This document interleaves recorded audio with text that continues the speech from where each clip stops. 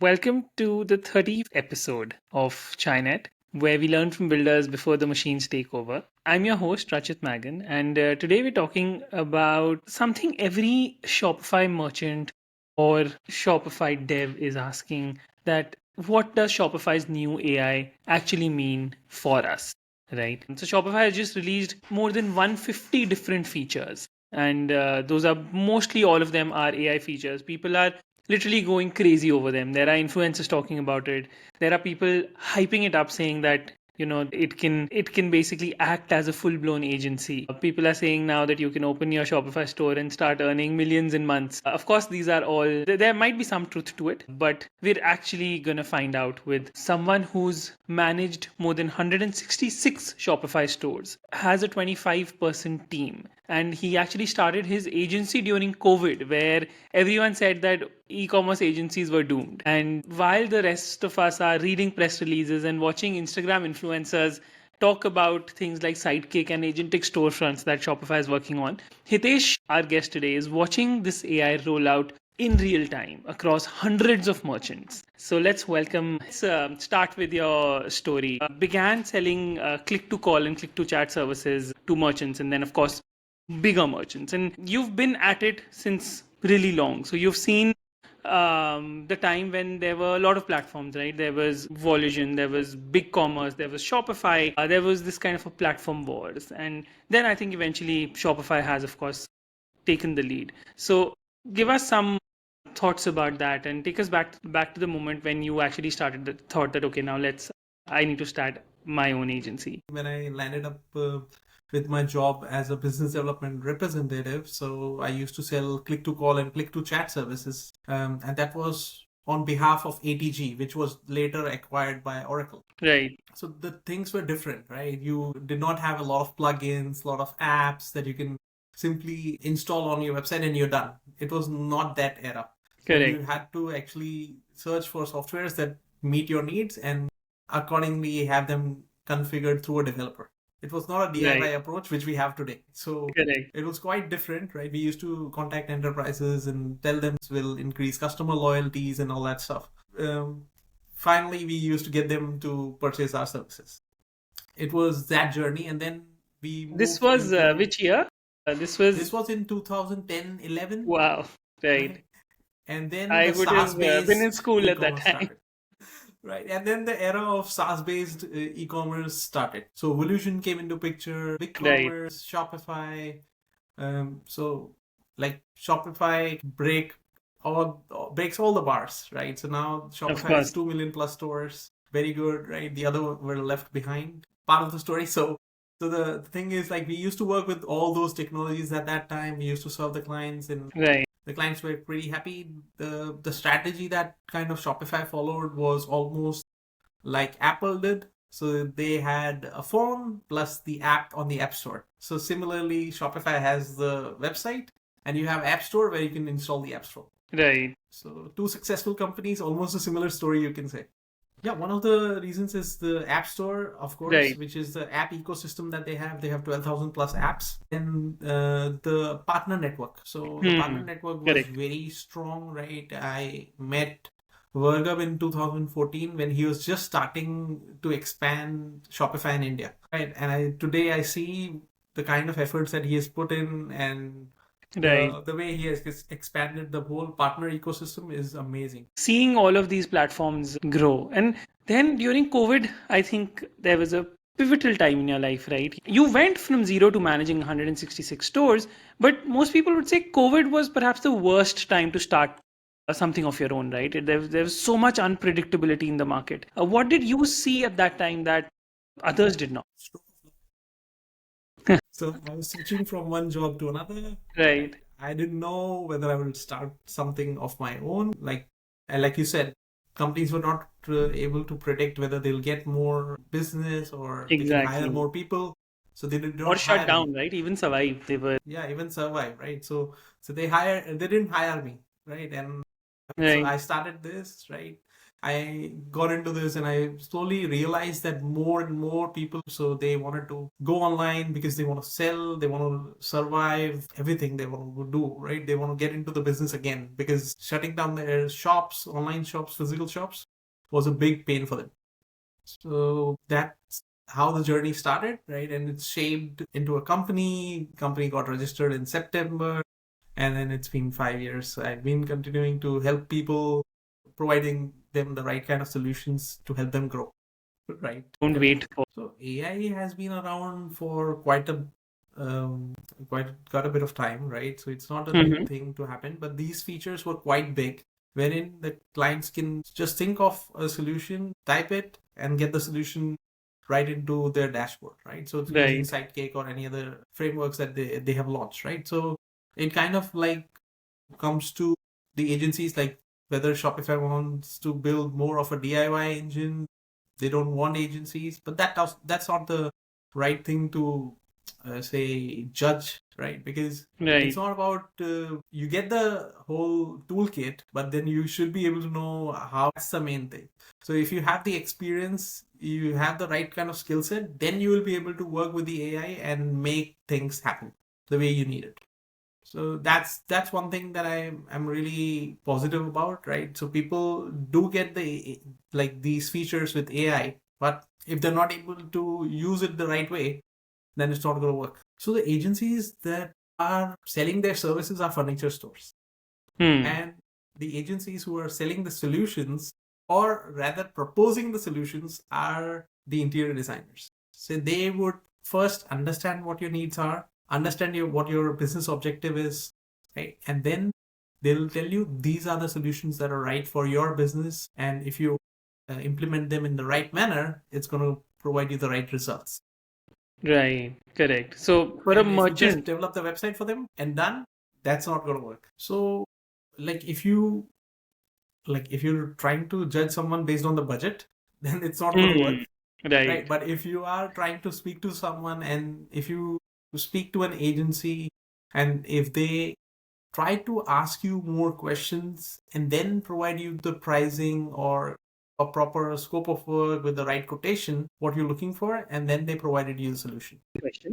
So we were talking about the IKEA analogy, and how some agencies are furniture stores and some agencies are interior designers, and it depends on which one one specific agency is, and that's probably what's going to define whether they will survive or not. That's a very interesting ideology. Let's talk about merchants using AI, right? So let's say there are two stores. One store is doing $5,000 a year, whereas one store is doing $10 million a year, right? Do they use AI differently, and are the outcomes or the impact of these AI tools which Shopify has launched is it different, or is it the same for them?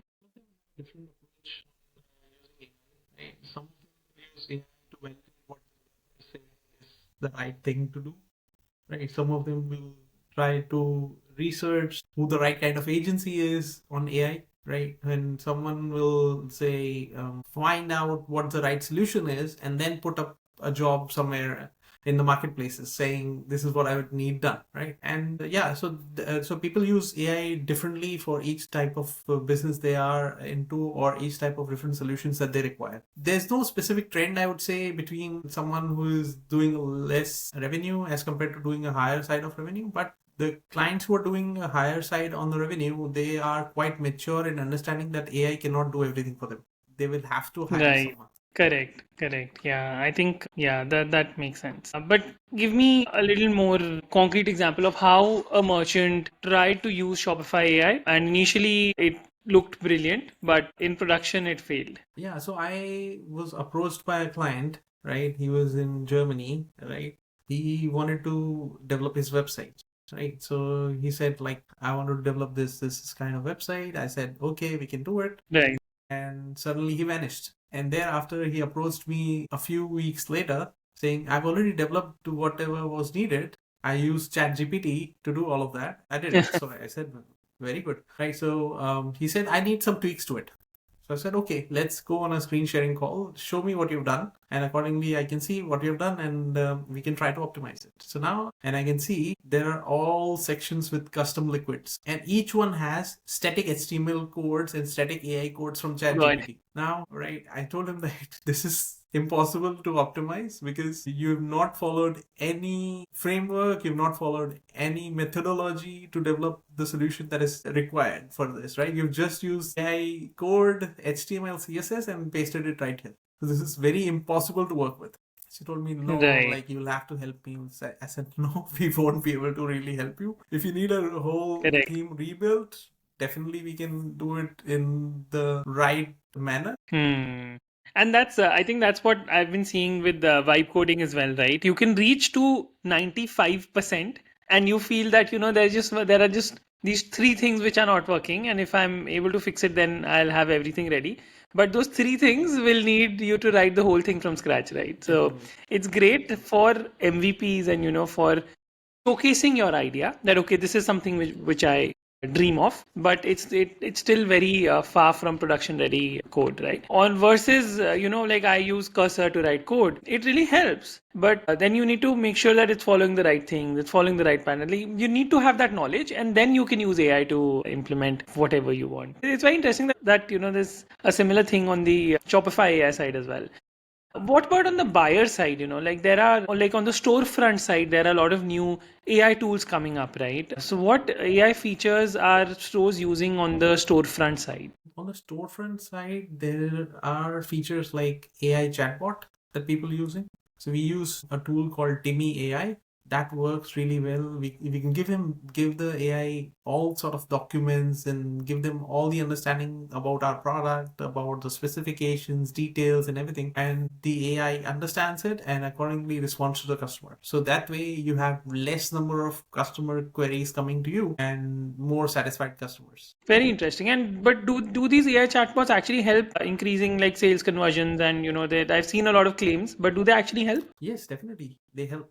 When you chat with them, let's say we did this for a store who's selling kegs in Australia. Now, with the kegs, what happens is like you can have a keg fridge at your house. Right? So you can first decide which fridge you need for the house, which fridge you need for the bar, and how many kegs can fit in, whether you need a 50-liter one, each would fit into the fridge. Now, these kind of questions are very difficult. So they would chat with the AI chatbot. It will recommend the right kind of fridge and it will recommend the kegs as well. And average order value is about 1,500, which was previously just $500. Wow, So that's amazing, say, technology to use. If you use it in the right manner, definitely AI is useful. Yes, that's right. Yes, right. You have to keep on monitoring what answers AI is giving, right? They have the option in the dashboard, so you can monitor what sort of answers have been given and you can optimize and make the AI learn better. There are, right? So there's a tool that we use called Material Retail.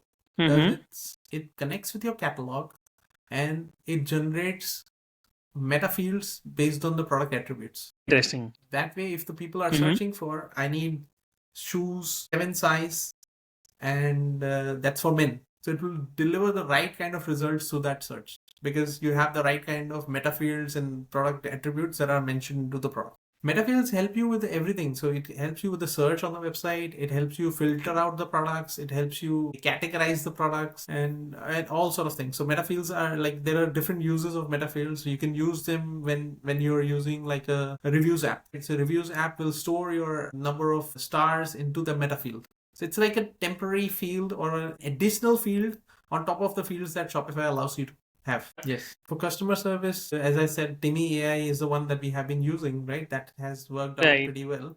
Tidio AI is also a similar sort of chatbot that works for customer service. Gorgeous has came up with their own AI version as well, which is kind of working out. Wow. Right? So people are slowly getting into AI too. Like you can definitely use AI when there's a tedious work involved, when there's a repetitive work. It really works well when the entrepreneurs really do some of their work which they don't want to do. People are apprehensive whether the AI would give the right kind of answers. That's what I thought. Yes. That's right. Why can't I talk to a human? Yes. And that was one of the features that Shopify launched as well, right? So Shopify launched a human chat button on their support portal. because people were Okay. kind of not so happy with the AI search and then the human coming into picture. So they launched a button saying chat with the human advisor. So, yes, definitely. So there's a tool called Angler AI. So Angler AI helps you predict what's going to happen based on your past data, based on the data science understandings that they have, right? And also they offer you a data science customized service if you're going for their enterprise plan. Yeah. Definitely. So AI plus human is the future, which we are already seeing, Right. right? So if you have AI, human intervention is definitely required to understand what the AI has created and accordingly refine it before it gets to the public. That's where I see the whole thing going, right? The repetitive tasks that we are probably doing at the moment, most of them will be automated by then. Right. So you don't have to really go in and optimize your listings. More AI things will do that for you. Then currently some, say, stores also do image resizing, making them into proper shapes and sizes as per Right. Facebook, and then different ones for Amazon and all that stuff. So they don't really have to get into all of that stuff. That work has to be automated, and that works takes a lot of time at this point. That is the thing, right? There are people getting into AI based searches, and then people are asking us to optimize their catalogs and their Mhm. updated. So we are implementing LLMS TXT for the websites. That would help us in getting better into the AI search engines. I would say use the AI wisely, so it helps you in the right direction. Do take advice or solutions from the agencies that you're working with since a long time. They won't give you the wrong kind of advice. AI is helpful for tedious tasks, right? But for more solution-oriented approaches, I would recommend that approach an agency. Yeah. So advice for them, they are quite wise to take their own decisions. Just make sure you take the decisions right. But you got to understand what AI provides you is may be right, may not be right. If you have the right kind of understanding that Correct. that you need to really make things happen, right? Then you just have to get it right. Thank you so much, Hitesh. It's been wonderful. For all our listeners, check out avidbrio.com to see what agencies look like when they evolve beyond just writing, building websites. Thank you. Thank you once more, Hitesh. And for everyone else, until next time, we'll keep learning from builders. Thanks so much, Rachit.